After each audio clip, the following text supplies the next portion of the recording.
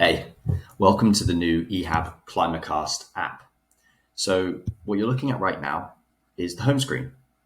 The home screen is where you'll see this video, which will hopefully inform you about what you can do with the tool. And on the top left, what you'll also see is something that says start here. So of course, step one is to create a location, to create a site.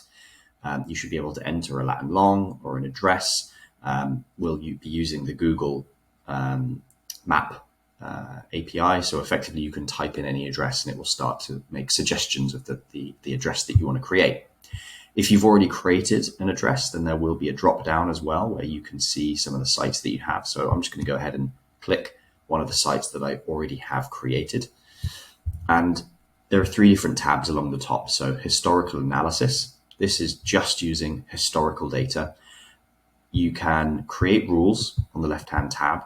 You can name those rules whatever you want. So they might be something related to construction, or maybe they're actually something related to design. The rules can be related to temperature or wind speed or wind gust, or really there's a number of things that you can select in that drop down. And you can quite quickly, rapidly change those as well. So if and as you change them, what will happen is the data in each rule will start to change. So for earthworks, for example, I've set cumulative rainfall at a certain threshold, and it will then tell me the probability of impact in each month for this location. Across the top, it will combine all factors so that you have a kind of underlying probability of impact for all of the rules that are in that particular type. When you're creating new rules, you can also select that the data just be for the day or just be for the night.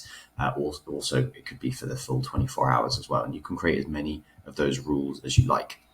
Along the bottom, you get some simple graphs that allow you to maybe just corroborate what the actual historical data is for that location, so you can understand why the rules are suggesting certain things. So as you can see, I've created a number of rules here. On the climate modeling page, we have currently one, but we will be allowing you to select up to 7 different climate models. There's an explanation of what that climate model is and a link to the source if you want to go find out more information.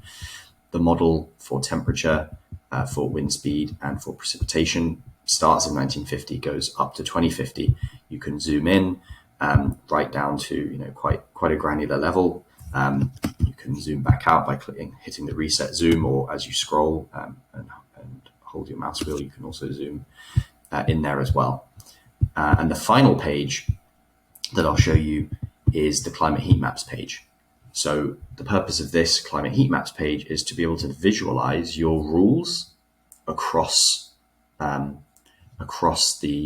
that data set. So from 1950 up till 2050.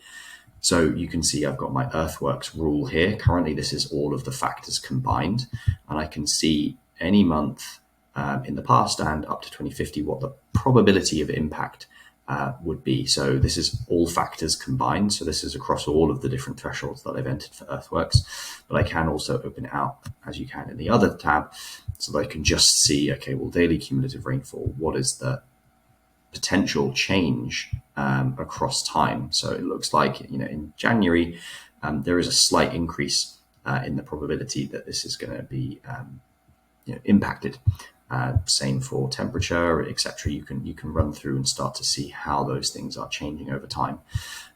Of course, everything can be exported. So if you hit the export button, then you'll create a report, basically a print screen of exactly what you have on the screen on that particular page.